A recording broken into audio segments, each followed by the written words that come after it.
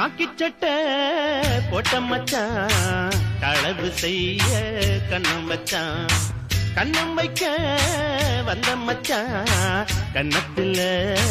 கண்ணம் வச்சான் பக்கம் வந்து பாவி மனச பத்த வச்சான் உங்க வீட்டு திண்ணையிலே அதுக்குத்தானே குத்த வச்சான்